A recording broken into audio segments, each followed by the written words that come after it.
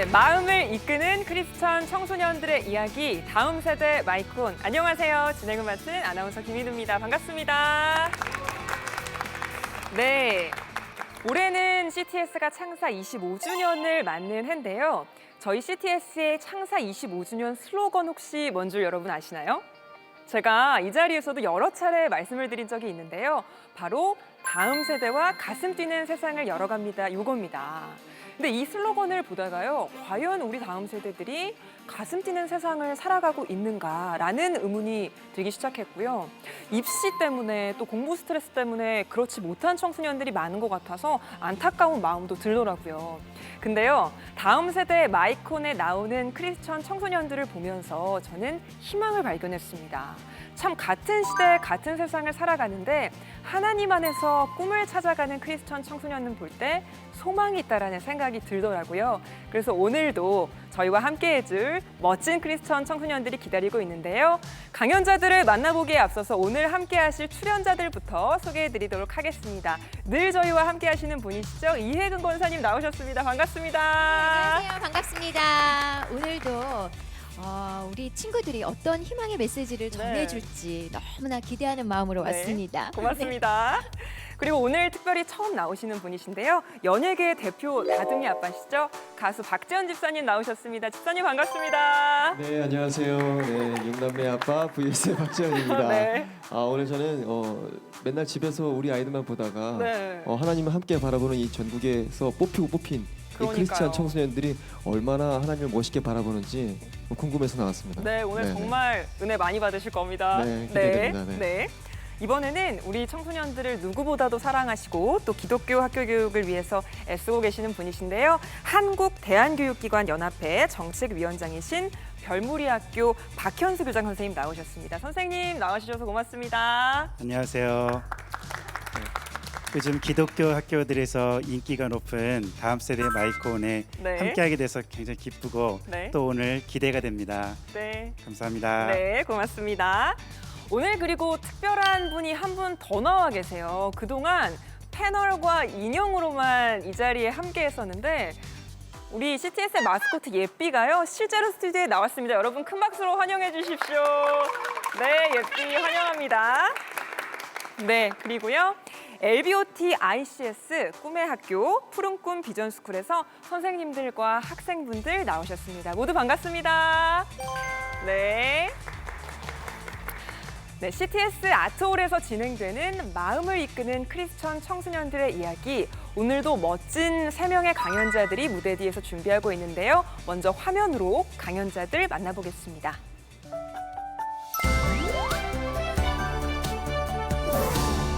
꿈을 이루려면 어떤 노력이 필요할까요? 중학생 경훈이가 한 걸음 한 걸음 꿈을 향해 내딛는 발걸음을 소개합니다. 말하는 것보다 듣는 것을, 앞장서기보다 뒤따르는 것을 선호하던 여원이, 내향적인 여원이가 전교 회장이 되어 겪은 일을 책으로 펴내기까지 출판 스토리를 들려줍니다. 세계 선교의 비전을 마음에 품고 터키를 위해 기도하는 현정이의 선교 이야기까지. 다음 세대 마이크 온. 오늘도 다채로운 강연이 여러분을 기다립니다.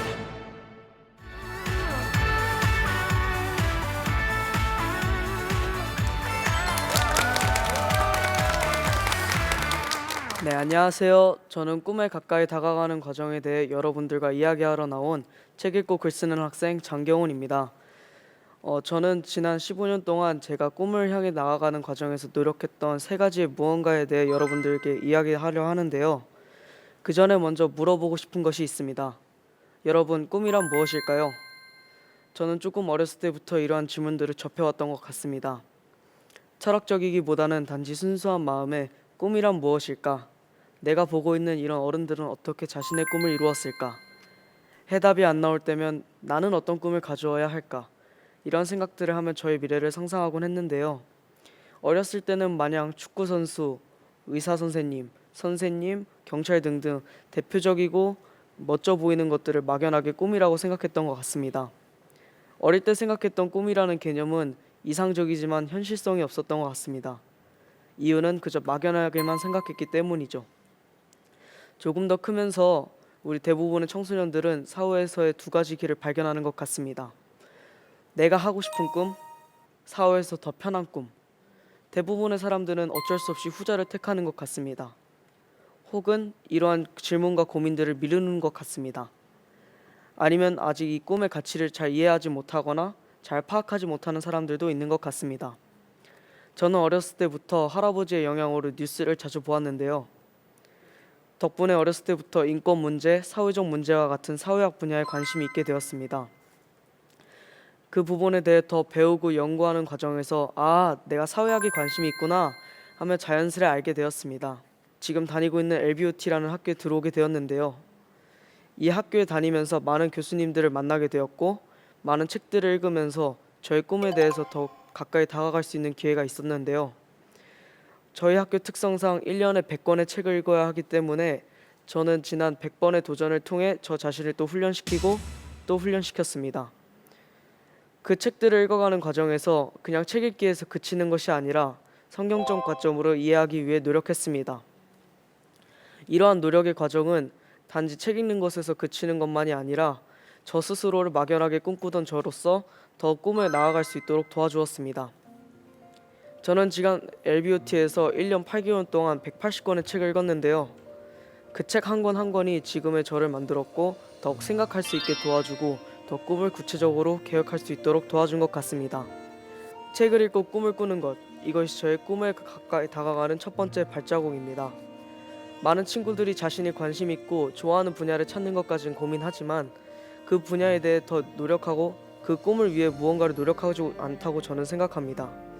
저 또한 그랬습니다. 아무런 준비도 없었고 어떠한 공부를 해야 하고 어떠한 역량을 갖추어야 하고 어떠한 일을 해야 할지 몰랐습니다.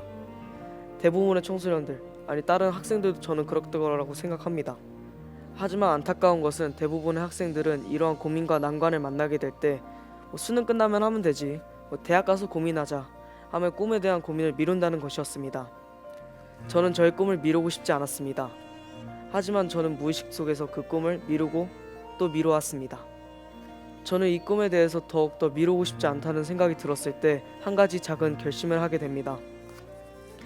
나의 꿈을 많은 사람들에게 알리고 같이 고민하고 같이 의논하는 방식의 결단이었습니다. 특히 학교에서 커뮤니케이션에 대한 중요성을 배운 저는 더욱 적극적으로 이 결단에 대해 실천해 나가기 시작했는데요. 원래 조금 내성적이었던 터라 이런 커뮤니케이션은 저에겐 매우 어려운 과제였지만 이제는 필수적으로 맞이해야 하는 미션이 된 것만 같았습니다. 저는 저의 개인 연구 시간에 저희 학교 교장 선생님, 다른 교수님들, 같은 학교 형들에게 질문하고 또 질문하는 시간으로 사용하기 시작했는데요. 이러한 과정은 그냥 혼자 꿈만 꾸며 방황하던 시기와는 또 다른 곳으로 데려다 주었습니다. 이러한 작은 전환의 차이는 큰 것을 당연히 먼저 보여주진 않았지만 점점 쌓이면서 제가 원하는, 제가 가고 싶은 그곳에 다다를 수 있도록 도와줄 것이라 생각합니다.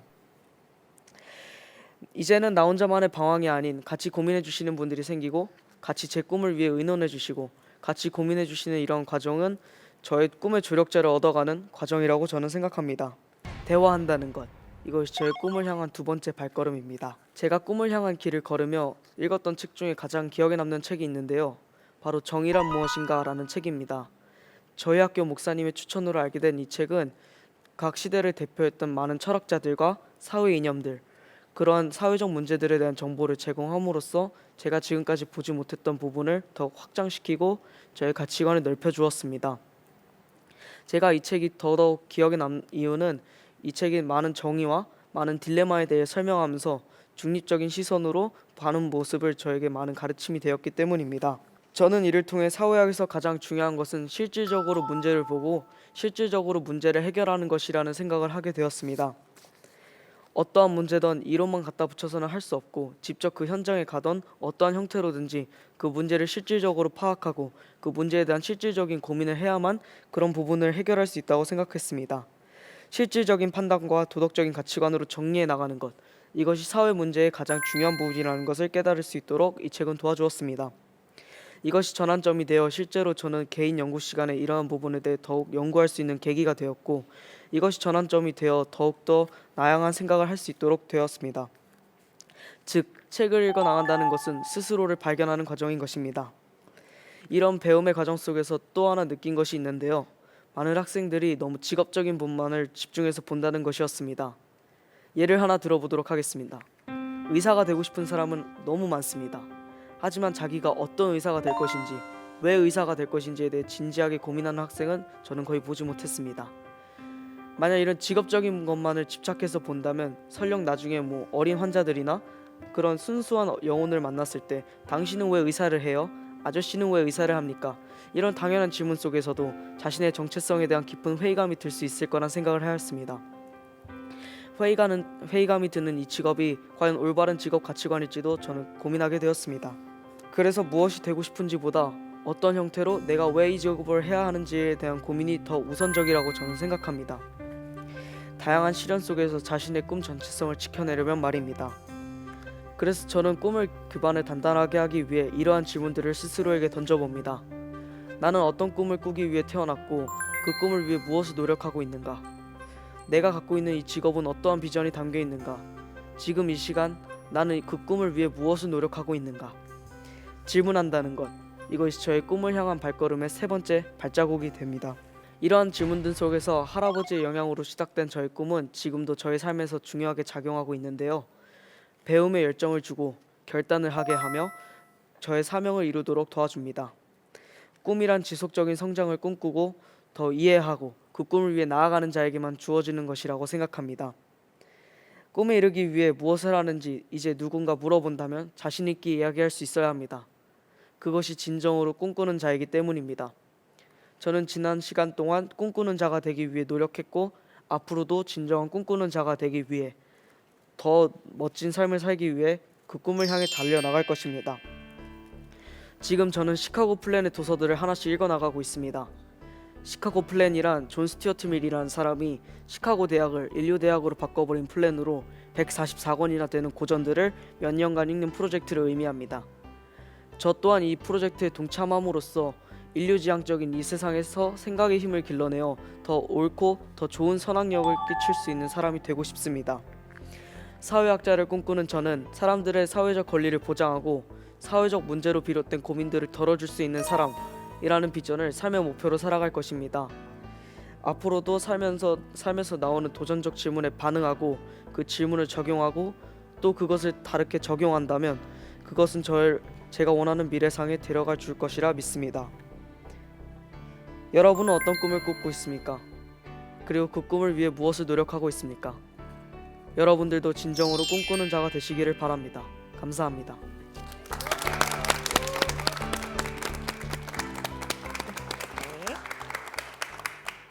마지막 질문이요. 여러분은 꿈을 위해 무엇을 하고 계십니까? 이거였어요. 짧은 순간이었지만 저도 잠깐 생각을 해보게 되더라고요. 특별히 한 가지 더 궁금했던 게 사회학자를 꿈꾸게 된 게 네. 할아버지의 영향이라고 했잖아요. 네, 맞습니다. 할아버지가 어떤 분인지가 참 궁금해요. 저희 할아버지는 되게 좀 자기 철학이 좀 확고하신 분이었어요. 자기 손자들 교육시킬 때는 그냥 방구석에 처박혀서 문제집 풀게 하지 말고 직접 세상에 나가서 그 역사를 배우고 싶으면 유적지를 데려가시고 수학을 하고 싶으면 아는 분들을 동원해서라도 이런 부분에 대한 교육을 해주셨어요. 실질적으로 교육하는 거에 대해서 제가 많은 존경심을 표하면서 그게 더 맞물리면서 저가 성장할 수 있었던 것 같습니다.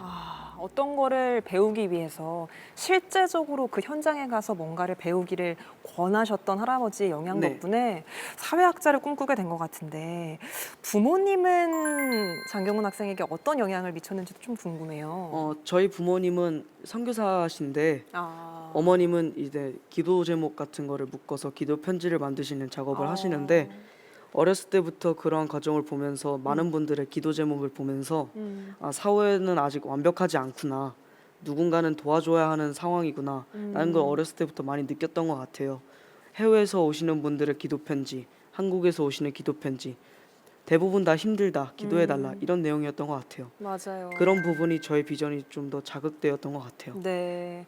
1년에 100권의 책을 읽는다고요. 그러면은 계산을 해보면 한 달에 8권에서 9권 정도의 책을 읽는 거잖아요. 네. 이게 참 가능한 일인가요? 처음에는 저도 이 학교 들어오기 전에 그 얘기 듣고 나서 바로 학교 나가고 싶긴 했는데 네. 진심으로 이 학교에 들어와서 내가 100권에 도전하겠다 그 생각을 할 때부터 이미 100권을 읽기에 시작하면서 네. 전혀 그 책 읽기에 대한 두려움은 없었던 것 같아요. 그렇구나. 책을 읽는데 한 권의 책을 그냥 읽어나가는 것에서 나아가서 성경적인 관점으로 해석을 한다. 이 부분이 되게 인상적이고 좋았어요. 이 부분에 대해서는 오늘 선생님이 나오셨는데 선생님께 한 번 더 질문을 드려보겠습니다. 100권 아카데미 선생님이신데 LBOT ICS 설립자이기도 하신 하태규 목사님 나오셨습니다. 목사님, 100권 아카데미가 뭔지 좀 더 부연 설명을 해주시죠. 백권 아카데미는 책을 많이 읽자라는 데서 출발하지만 지금 나눠주신 것처럼 성경적 관점으로 풀어내자. 진정한 아카데미, 진정한 배움의 자리는 하나님의 생각을 담는 시간이라고 생각합니다. 네. 그래서 우리가 양에 집착하는 것이 아니라 우리가 컨텐츠 크리에이터로서 우리가 수많은 책들의 소비자가 아니라 그것을 생산해내는 다음 세대 정말 할 말을 하는 네. 정말 생명력 있는 소리를 전하는 사람이 되자는 의미의 과목입니다. 그렇군요. 딱 그 우리 큰애가 이제 15살이에요. 그렇군요. 중학교 2학년이고 너무 놀랬어요. 앞으로 한 10여 년간 그 붙여갈 근육이 기대되네요. 그래서 이제 25살 됐을 때 너무 이게 몸이 압도적이어서 세상에 드러날 수밖에 없는 어떤 그 에너지가 저는 미리 보였어요. 그 붙여가는 싸움. 그래서 결국에 그 너무나 압도적인 상태의 그 근육이 하나님에게 쓰여지는 싸움을 승리하실 것 같아서 너무 기대됩니다. 잘 들었습니다. 네, 너무 귀한 말씀을 해주셨는데 지금까지 180여 권의 책을 읽었다고 했나요? 네. 앞으로도 또 얼마나 더 많은 책을 읽어 나갈까요? 그런 책들을 통해서 본인이 이 자리에 있을 수 있다고 얘기를 했는데 우리 프로그램을 매번 나오시면서 중2 학생들을 보면서 매번 놀라고 계신 이혜근 권사님, 오늘은 또 얼마나 놀라셨어요? 매 순간 저는 도전받아요. 그러니까요. 나는 1년에 몇 권의 책을 읽을까? 이 5손가락 네. 부끄러울 정도로밖에 못 읽을 것 같은데 네. 와, 180권의 책을 그러니까요. 읽고 정말 그 분야의 전문가가 벌써 다 되어 있을 것 같은 거예요. 그리고 부모가 아이들한테 어떤 목표를 딱 정해주는 게 아니라 우리 아이가 스스로 찾아갈 수 있게 그 길을 이렇게 열어주는 역할만 해야겠구나. 그런 생각을 들면서 좀 반성도 하고 그랬는데 저도 오늘부터 1년에 100권 도전해 보겠습니다. 네, 화이팅입니다. 네, 뭔가요? 가르침은요, 어른이 아이에게만 주는 것뿐만 아니라 아이도 어른에게 이렇게 가르침을 줄 수 있는 것 같아요. 저희가 경훈 학생을 통해서 참 많은 것들을 배워나가는데 경훈 학생 마지막으로 한마디 하고 싶은 말 있어요? 이 책 읽는 거에 대한 부담이 많은 학생들한테 없었으면 좋겠어요. 그냥 이런 텍스트를 접한다는 것이 단지 그냥 엄마가 시켜서 아빠가 시켜서 학원에서 시켜서 논술 시험 준비해야 돼서가 아니라 실질적으로 꿈에 대한 갈구함이 있다면 책을 읽는 것 또한 좋은 방법이 아닐까 하는 도전을 심어주고 싶습니다. 네, 마지막 말도 참 이렇게 멋지네요. 여운을 주면서 우리 장경훈 학생은 여기서 보내드리도록 하겠습니다. 오늘 강연 고맙습니다. 감사합니다. 네.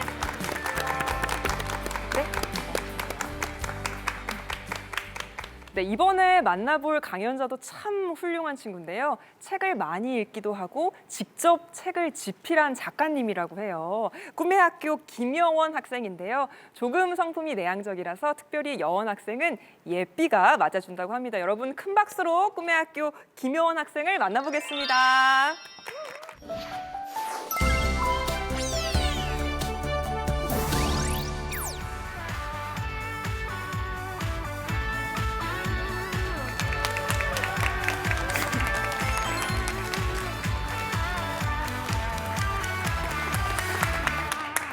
안녕하세요. 저는 꿈의 학교에 다니고 있는 김여원이라고 합니다.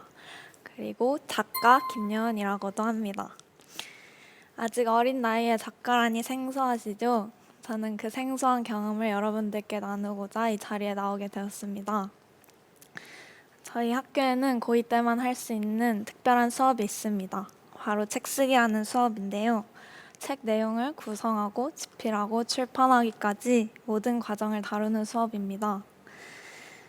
1년간 진행되는 이 프로젝트는 결코 간단한 일이 아니지만 학생 때 한 권의 책을 써본다는 것이 결코 흔한 일은 아니기에 저희 학교 학생들은 이 수업을 들을지 말지 한 번쯤은 고민을 하게 됩니다.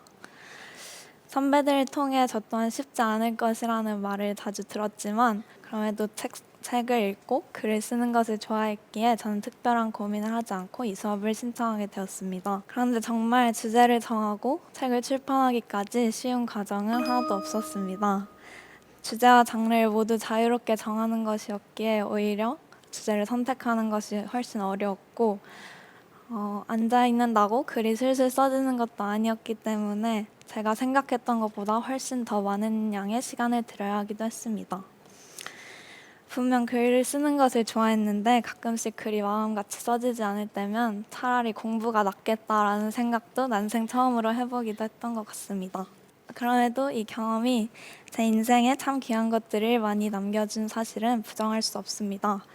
지금부터 그 과정을 그리고 제가 얻은 그 값진 것들을 나누어 보려고 합니다. 책을 쓰기로 마음을 먹고 주제를 정하고 나서는 제가 가장 먼저 던졌던 질문이 하나 있습니다. 그것은 내가 가장 솔직하고 편하게 쓸 수 있는 이야기가 무엇인가라는 것이었는데요. 한 권의 책을 쓰는 것이 결코 쉬운 일이 아니라는 것을 알았기에 저의 진심을 잘 담을 수 있는 주제를 선택하고 싶었습니다.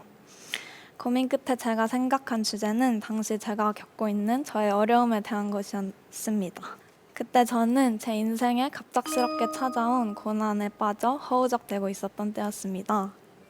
당시 상황을 말씀드리기 위해 2018년 11월 5일 월요일로 거슬러 올라가 보겠습니다. 고1이었던 저는 도무지 월요 조회에 갈 엄두가 나지 않았습니다. 그날은 2019년도에 학생회장을 뽑는 날이었습니다. 저희 학교에서는 독특한 방식으로 학생회장을 뽑습니다. 전교생이 고1 전체 중에 학생회장 후보를 투표하면 그 전교생의 7% 이상의 표를 받은 학생들이 후보가 되고 그들 중에서 제비뽑기로 학생회장을 결정하는 식입니다. 결론부터 말씀을 드리자면 저는 2019년도 꿈의 학교 학생회장이 되었습니다. 당시 후보로는 저를 포함해서 4명이 선출되었고 그 안에서 제비뽑기를 하여 제가 학생회장이 된 것입니다. 여러분, 제 마음이 어땠을 것 같으신가요? 누군가는 이렇게 생각하실 수도 있을 것 같습니다. 그런 역할을 하게 된 것은 뿌듯해하거나 감사할 만한 일이 아닌가? 분명히 누구나 하고 싶다고 할 수 있는 일은 아니기 때문이죠. 하지만 저는 그럴 수 없었습니다. 뿌듯해하거나 감사한 마음을 도무지 가질 수가 없었습니다. 제비를 뽑은 그 순간 제 인생이 그리고 제가 살아온 삶의 방식이 한순간에 뒤바뀌어 버렸기 때문입니다. 왜일까요? 인생이 뒤바뀌었다라고 표현할 수밖에 없을 만큼 저는 내향적인 사람이었습니다. 간략히 저에 대해 소개를 하자면 저는 말하는 것보다는 듣는 것을, 그리고 새로운 것보다는 익숙한 것을, 그리고 앞에 나서기보다는 뒤에서 따라가는 것을 편하게 생각하는 사람입니다. 소수와의 깊은 관계를 지향하고 많은 사람들 앞에서 이렇게 이야기하는 것을 쉽게 즐기지 못합니다. 그래서 이 자리에 나오기까지도 제가 얼마나 저를 설득시키고 제 스스로를 얼마나 진정시켰는지 모릅니다.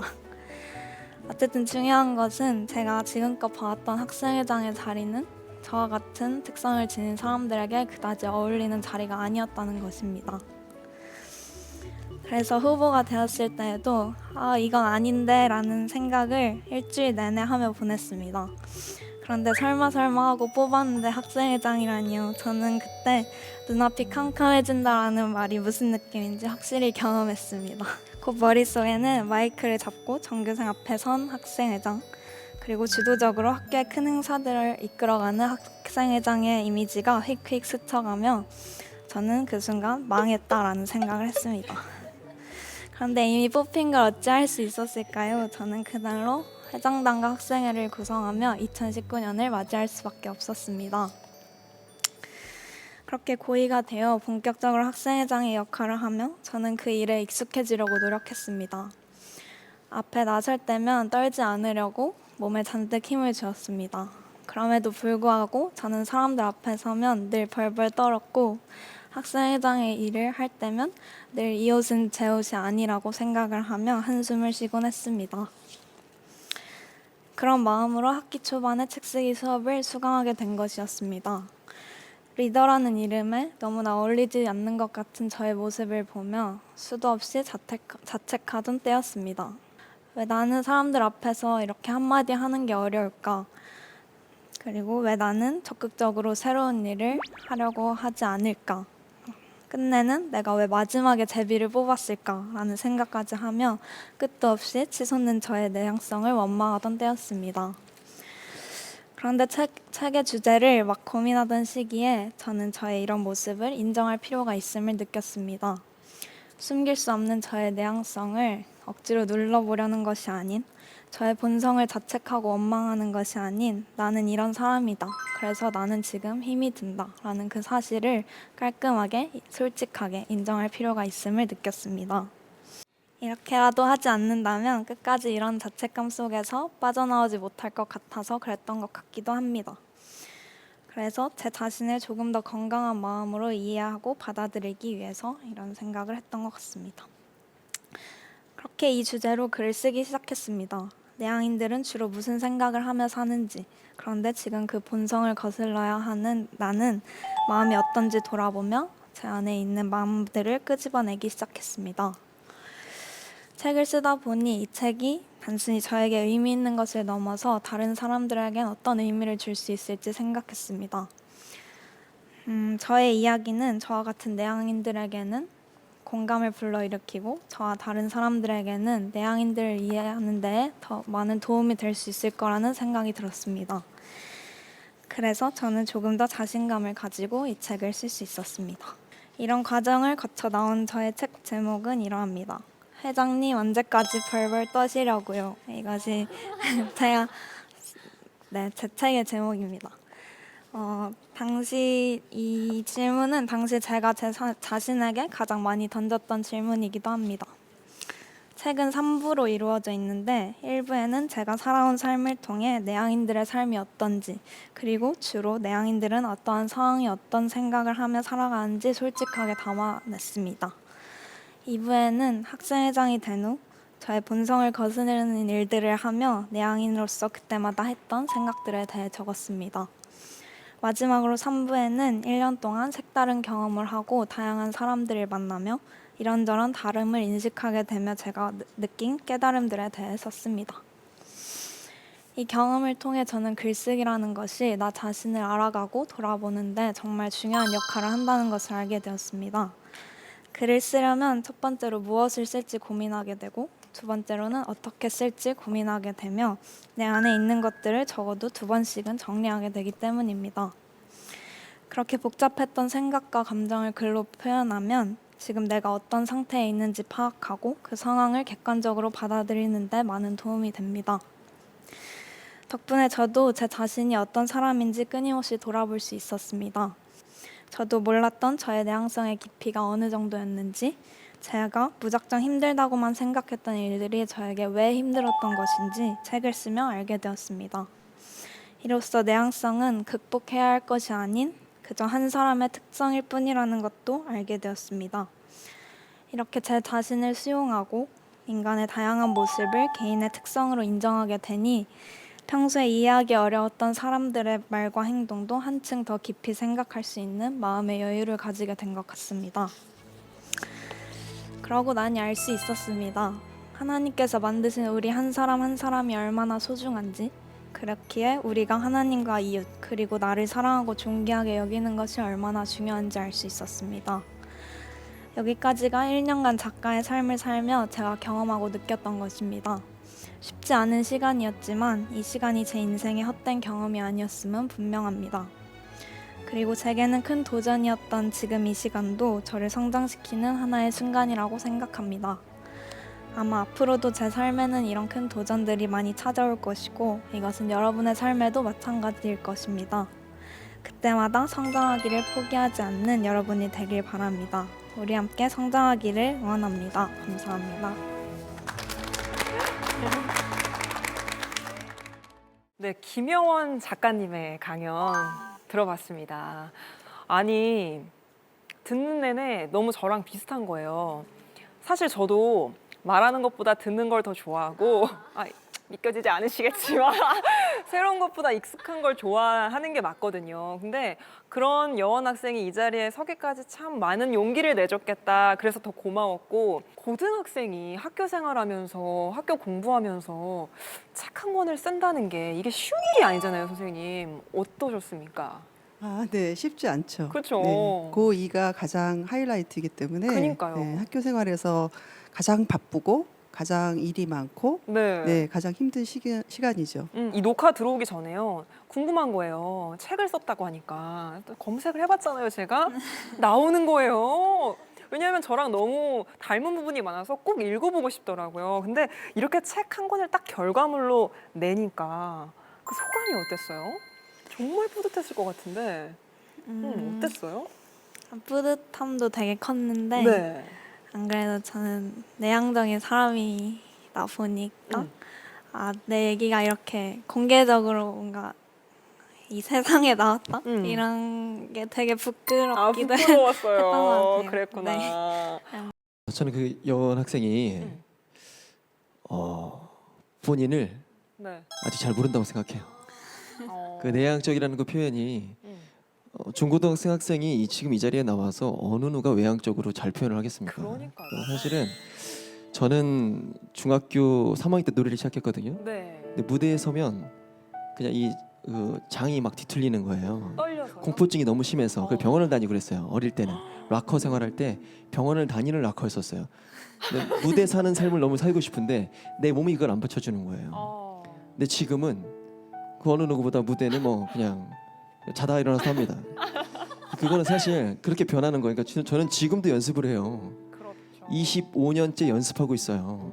그거는 계속해서 무대에서 내가 서고 표현할 수 있는 어떤 그 존재와 내가 마음에 품고 있는 그 존재와 실제와 나의 거리를 좁히는 거예요. 맞습니다. 이제 앞으로 그 거리가 좁아질 거예요. 지금은 이제 머릿속에 굉장히 많은 생각이 있어서 글을 쓰고 이럴 땐 편하죠. 근데 무대에 서면 불편하죠. 그런데 나중에는 그 생각들이 무대에서 펼쳐지는 데 있어서도 굉장히 자유로워질 거예요. 거리가 좁혀졌다는 거죠. 네. 진짜 내 것이 됐다는 거죠. 그때 여원 양의 모습을 기대하세요. 그렇게 될 겁니다. 네, 너무 네. 좋은 말씀. 이 무대에 서서 한 편의 강연을 완결했잖아요. 그 말씀이 박재훈 집사님의 말씀처럼 거리를 좁혀나가는 한 단계가 아니었나 싶어요. 너무 귀한 강연 해주셨는데 용기 내서 이 자리까지 나와줘서 너무 고맙고 멋진 강연 들려주셔서 더 고맙습니다. 여원 학생 너무 고맙습니다.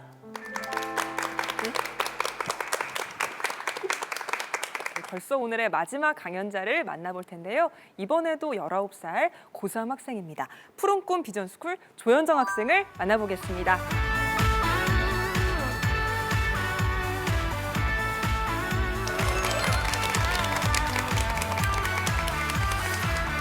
안녕하세요. 저는 푸른꿈 비전스쿨에 재학 중인 19살 조현정입니다. 여러분은 언제 처음 해외에 나가보셨나요? 저는 15살에 아제르바이잔이라는 나라를 청소년 선교단체 활동을 통해 나가게 됐습니다. 아제르바이잔은 터키 오른편에 위치한 이슬람 96%를 믿는 작은 나라입니다. 처음으로 가는 해외이자 처음으로 가는 첫 선교라서 전 너무나도 떨리고 너무나도 설렜습니다. 선교지에서 저희 팀은 한 사람 한 사람을 만나 그들과 친구가 되고 그들을 친구 초청잔치에 초대하는 사역을 했습니다. 친구 초청잔치에서 친구들과 같이 놀고 한국에 대한 문화를 보여주면서 예수님을 나누는 시간을 가졌습니다. 그리고 친구들과 만나 예수님과 관련된 영화를 보여주면서 복음 책자로 복음을 전해주고 친구들이 복음에 대해 듣고서 예수님은 어떤 분이셔? 나도 예수님에 대해 궁금해 라는 질문을 하면서 그들의 눈빛을 보고 너무나도 신기하고 새로웠습니다. 매일 아제르바이잔을 위해 기도하는 시간, 저를 제외한 다른 사람들은 하나님을 만난 것 같고 눈물을 흘리면서 기도하는 것이 너무나도 저에겐 부러웠습니다. 그래서 저도 하나님을 만나고 싶다는 생각에 하나님께 기도를 했습니다. 주님, 왜 저는 안 만나 주시나요? 저도 주님의 사랑을 제 마음으로 너무나도 느끼고 싶어요. 마치 투정 부리듯이 하나님을 찾았습니다. 그런데 신기하게도 방금까지 투정 부리던 제 마음속에서 현정아, 나는 너를 사랑한다 하는 생각이 딱 떠오르면서 갑자기 눈물이 쏟아졌습니다. 이 경험으로 하나님께서 저를 사랑하신다는 것을, 항상 나와 함께 하신다는 것을 깨닫게 되었습니다. 이것이 사랑의 하나님을 인격적으로 만나게 된 첫 선교였습니다. 사실 그때 저는 꿈이 없었습니다. 그냥 이 세상을 살아가기 위해 직장을 갖고 신앙생활을 하면서 그 미래들을 잘 펼쳐가자는 목표만 있었습니다. 저의 주인이 자신인 줄만 알았고 나를 위한 삶을 살아가는 게 정답인 줄만 알았습니다. 계속되는 진로 고민 속에 한 선교사님의 말씀을 듣게 되었는데 그 선교사님의 말씀이 제 마음에 확 와닿았습니다. 우리의 삶은 우리가 주인이 아닙니다. 나의 구원자 되시는 예수님을 위해 살아가는 것이 우리의 삶입니다. 이 말씀을 듣고 그때부터 그 선교사님의 말씀이 저의 모토가 되었습니다. 그때부터 제 고민의 내용이 바뀌게 되었습니다. 뭐 하면 먹고 살지? 에서 하나님의 나라를 위해 내가 할 수 있는 일이 무엇일까? 로 말입니다. 그렇게 기도하던 중 저는 새로운 나라에 가게 되었는데요. 바로 터키입니다. 터키에는 2번 가보았는데요. 첫 번째는 고등학교 1학년 겨울방학이었습니다. 처음부터 터키에 관심이 있었던 것은 아니었습니다. 왜냐하면 이미 유명한 나라이고 교회도 있지 않을까? 충분히 선교사님들도 많이 계시고 복음에 열려 있지 않을까? 이런 생각에 나는 갈 필요 없겠지. 다른 사람이 가면 되겠지. 라는 생각을 했습니다. 하지만 터키로 선교를 갔다 온 친구가 네가 생각한 정반대다. 한번 터키 가봐서 그 영혼들을 살리고 왔으면 좋겠다. 라는 말에 저는 기도해보고 생각해볼게. 라고 했습니다. 그때부터 이미 하나님의 계획이 시작된 것 같습니다. 결국 기도하니 답은 정해져 있었습니다. 터키로 향했습니다. 저희 팀이 간 곳은 터키 내 소수민족이 살고 있는 지역이었습니다. 이들은 우리 선교팀을 보자마자 외국인들이 오니 신기하게 생각하며 관심을 가졌습니다. 마치 제 첫 선교였던 아제르바이잔을 떠올리게 했습니다. 그곳에서 제 또래 친구들, 청년들, 40, 50대의 아주머니들까지 다양한 연령대가 있었습니다. 이 현지인들과 만나 이야기를 나누고 친구가 되었습니다. 사역의 내용은 첫 선교와 비슷했습니다. 친구가 되고 그들을 초대해서 함께 잔치를 벌이고 복음에 대해 이야기하고 함께 기도하는, 그러는 가운데 이 터키 땅에서 예배드리고 예수님에 대해 이야기하는 게 설명하지 못할 기쁨이 느껴졌습니다. 그러면서 선교사님께서 이곳에는 원래 1000개 이상의 교회가 있었다. 하지만 다 사라졌다. 라는 말씀을 해주셨는데 그것을 듣고 마음이 너무나도 아팠습니다. 터키 땅을 떠나며 다시 오겠노라고 다짐을 하게 되었습니다. 저는 고2 여름방학에 다시 터키로 향하게 되었습니다. 지난번 간 지역이 아닌 다른 지역이었습니다. 저는 팀원들과 함께 한 동네에 가서 어떤 아주머니를 만나게 되었습니다. 그 아주머니는 딸과 함께 살고 계셨고 남편이 몇 년 전 지진으로 인해 돌아가셔서 혼자 가정을 이끌어가야 한다고 했습니다. 아주머니의 이야기 속에서 힘듦과 외로움이 너무나도 느껴졌습니다. 그때 이분께는 꼭 복음을 전해야겠다는 강한 생각이 들었고 하나님께 속으로 간절히 기도했습니다.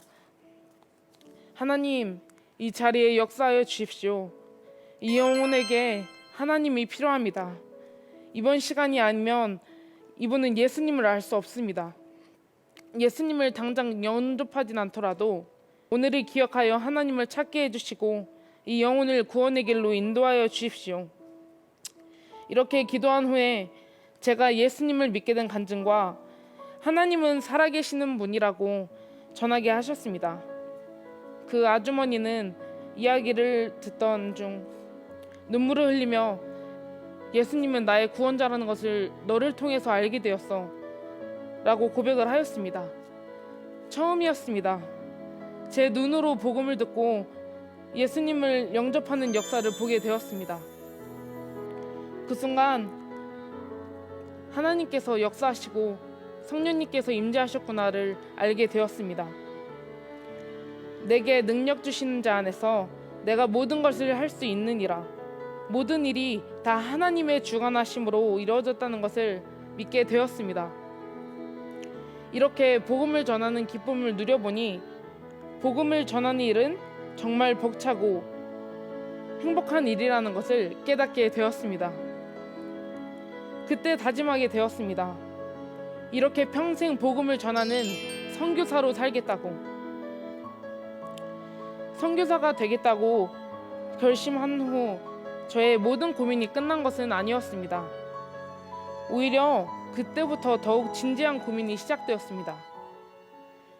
터키에서 돌아온 후 저는 소명 수업 시간을 통해 하나님이 나를 선교사로 부르신 이유가 무엇인지 진지하게 고민을 이어가면서 독서 수업을 통해 여러 국가들의 상황에 대해 공부하는 시간을 보냈습니다. 또 담임 선생님과 함께 여러 상담을 통해 선교사가 되기 위해서는 지금 이곳에서부터 열심히 살아가는 것이 중요하다는 것을 깨닫게 되었습니다. 그리고 저는 터키를 위해서 지속적으로 기도하고 있는데 요즘 저의 기도 제목을 여러분과 함께 나누고 싶습니다. 먼저 현재 지속되는 코로나19 속에서 터키는 코로나 확진자가 2,000명씩 늘어나고 있고 사망률이 2.7%입니다. 복음을 전할 수 있는 기회가 없을 뿐더러 죽어가는 영혼들이 많아집니다. 이들을 위한 복음의 문이 속히 열릴 수 있도록 함께 기도합니다. 두 번째는 하나님께서 터키에게 주신 비전들을 이 터키의 모든 영혼들을 통해서 이루시고 이 터키의 영혼들도 저와 같은 선교사의 꿈을 갖고 하나님의 나라를 위해 헌신하는 영혼들로 거듭나도록 기도합니다. 여러분께서도 계속해서 터키를 위해 또 터키 선교사를 꿈꾸는 저를 위해 기도 부탁드립니다.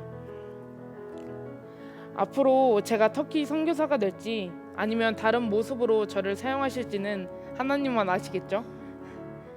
어떤 길이든 하나님의 말씀에 순종하며 예수님께서 걸으신 길을 따라가는 제자의 삶을 살아가도록 응원해 주시고 기도해 주시기 바랍니다.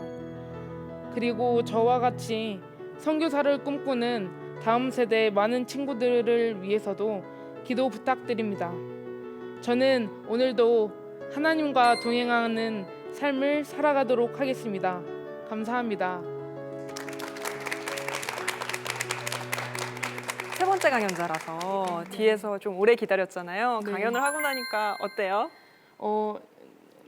되게 후련하고 네. 하나님께서 제 꿈을 이렇게 펼칠 수 있다는 것에 너무나도 감사하고 또 모르고 계셨던 이 상황들을 나눠드려서 좋아요. 네, 너무 좋습니다. 저희도 현정 학생의 강연을 들어서 너무 좋아요. 아, 감사합니다. 네, 현정 학생은 14살 때 네. 아제르바이잔에 가서 선교사의 꿈을 꿨는데 우리 패널분들은 그맘때 어떤 꿈을 꾸셨을까 궁금해요. 박지원 집사님. 락커 되고 싶었어요. 멋지죠? 네, 저는 근데 막 이게 굉장히 밝게 톤도 되게 밝고 표정도 밝고 그래서 되게 잘 들으셨잖아요. 근데 저는 계속 너무 눈물이 나는 거예요. 원래 좀 눈물이 좀 많은 편이기도 하고 좀 그런 편인데 네. 하나님이 그 사랑을 알았다는, 내가 너를 사랑한다 그 마음이 들렸다는데 너무 축하드리고요. 그리고 하나님의 그 사랑을 알았다는 것 자체가 내 삶이 확장됐다는 거거든요. 그렇죠. 사랑을 하면 세상이 아름다워 보이는 현상이 일어나듯이 이제 하나님의 눈을 가진 거예요. 너무너무 축하드리고 우리가 왜 그냥 가볍게 내 신발 하나만 바꿔도 이 신발이 이렇게 많았나? 눈에 띄기 시작해요. 맞아. 이제는 하나님의 눈을 우리 현정 양이 가지셨어요. 그래서 앞으로 굉장히 하나님의 사랑이 필요한 곳이 눈에 띌 거예요.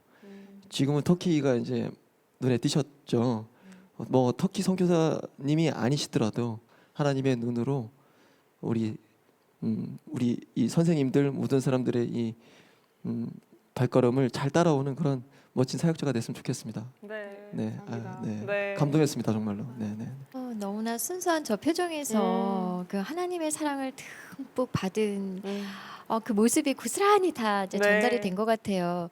저도 앞으로 현정 양을 위해서 정말 꼭 기도할게요. 그리고 현정 양이 하나님의 복음을 전하는 그 자리에 정말 모인 그 많은 분들이 정말 하나님의 사랑을 충분히 경험하는 네. 그런 축복의 통로가 되시길 진심으로 바라고요. 그리고 하나님 보시기에 좋았더라. 정말 그런 현정 양이 아닌가 싶습니다. 네. 앞으로도 저도 많이 응원하면서 기도로 함께 할게요. 네. 귀여운 말씀 고맙습니다. 선교지에서 선교사의 꿈을 처음 갖게 됐고 학교 소명 수업 시간에 그 선교사의 꿈을 구체화시켜 나갔다 이런 얘기를 해줬는데 소명 수업이 뭐예요? 소명 수업은 성경 인물 속에서 소명을 갖고 하나님께 은사 받은 사람들을 통해 저에게 주신 그 하나님의 소명은 무엇이고 하나님께서 나에게 주신 은사가 무엇인지 살펴보는 시간입니다. 교육 과정의 특징 좀 더 좀 구체적으로 들어볼 수 있을까요? 네, 푸른 꿈 비전 스쿨은 이름에서 알 수 있듯이 네. 아이들이 푸른 꿈과 비전을 갖도록 하는 데 주안점을 두고 있는데요. 네. 무엇보다도 사실 하나님을 아는 바른 신앙을 가지는 걸 기본으로 하고 있습니다. 그래서 현정이가 말한 대로 소명 수업, 그리고 매주 드리는 채플과 아침 큐티 시간, 그리고 성품 수업을 통해서 먼저 바른 영성을 기준으로 하나님을 바라보고 그 뒤에 이제 다양한 수업들을 저희가 또 하고 있습니다. 네. 그 다양한 경험 속에서 이제 하나님이 주시는 소명대로 살아갈 수 있는 간접 경험을 하게 되는 것이죠. 그래서 비전 트립이라든지 또는 한 가지 테마를 가지고 전 학년 학생이 여러 가지 프로그램이나 프로젝트를 해보는 테마 학습, 그리고 독서 수업 등이 있습니다. 네. 우리 박현수 정책위원장님은 현정 양의 강연을 좀 어떻게 보셨습니까? 그 이야기를 들으면서 전 아이 때에 저런 생각을 할 수 있고 저렇게 하나님을 만날 수 있는 그 삶이 참 복되고 아름답다라는 네. 생각을 했어요. 맞아요. 선생님은 어릴 때 전혀 생각해 보지 못했던 그런 삶들을 이끌어 가시는 네. 하나님께 감사를 드리고 기대가 되고 네. 그걸 통해서 많은 사람들이 받을 축복을 생각해 보니까 참 지금부터 마음이 설렙니다. 그러니까요. 네, 축복하고 싶은 마음이 절로 생깁니다. 네. 귀여운 말씀 고맙습니다. 현정 양이 하나님의 사랑을 더 널리 전할 수 있도록 더 멋진 정말 선교사님이 될 수 있도록 저희가 진심으로 기도하고 응원하겠습니다. 오늘 귀한 강연 고맙습니다. 감사합니다. 네. 다음 세대 마이크 온에서는 여러분의 참여를 기다리고 있습니다. 초등학생에서 고등학생까지 크리스천 청소년이라면 누구나 참여할 수 있는데요. 세상을 향해 들려주고 싶은 이야기를 10분 이내로 촬영하여 원고와 함께 홈페이지에 올려주시면 됩니다. 감동적이고 재밌는 이야기를 기다립니다. 마이크의 주인공이 되어주세요. 네, CTS 아트홀에서 전해드린 크리스천 청소년들의 이야기 다음 세대 마이콘 오늘 강연은 여기까지인데요. 오늘 함께하신 분들의 소감을 안 들어볼 수가 없겠죠. 오늘 처음 함께하신 박지원 집사님 놀라셨죠? 네, 이게 원래 이런가요? 아니면 오늘 좀 센 건가요? 원래 매번 원래 새롭습니다. 그렇습니까? 네, 저 굉장히 아이들 잘 키우고 있다고 생각했거든요. 네. 좀 분발해야 될 것 같아요. 그런가요? 네, 다음 주에는 한번 좀 애들 또 데리고 와서 오. 같이 이렇게 보면서 들으면 더 좋을 것 같다는 생각이 들었습니다. 네. 정말 많이 도전받고 갑니다. 네, 귀한 자극이 됐을 것 같고요. 오늘 함께한 예삐 어땠어요? 제가 볼 때는 네. 예삐가요. 네. 이 시간이 너무나 즐거웠고 네. 우리 다음 세대 친구들 너무 사랑스럽고 아. 앞으로 응원 많이 하겠다는 메시지 같은데요. 그런 것 같네요. 네. 예삐도 참 즐거운 시간 보낸 것 같습니다. 네. 네, 참고로 예삐는요 12월 19일에요. 우리나라 방송 사상 최초로 비대면 퍼레이드 2020 코리아 퍼레이드에서 다음 세대 마스코트로 역할을 할 거라고 해요. 이 자리에서 다음 세대와 함께 좀 더 가까워지는 시간이 된 것 같습니다. 여러분들 많은 관심을 가져주시고요. 네, 초등학생부터 고등학생까지 크리스천 청소년이라면 누구에게나 무대 앞에 서서 자신의 이야기를 들려줄 수 있는 기회를 드리고 있습니다. 다음 세대 마이콘은요 청소년 여러분들의 많은 참여를 기다리고 있으니까요 홈페이지에도 신청 많이 해주시고요 시청자 여러분들께서도 많은 사랑과 관심 부탁드립니다. 저희는 다음 주에 다시 찾아오겠습니다. 오늘은 여기서 인사드리겠습니다. 고맙습니다.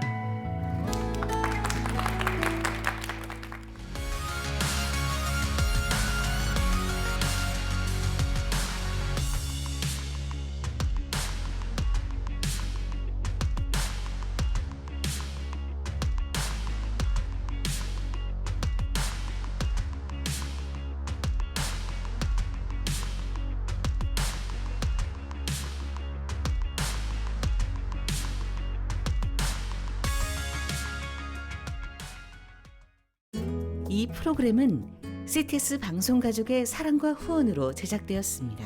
후원전화 02-6333-1003번, ARS 060-808-1004번으로 전화주세요.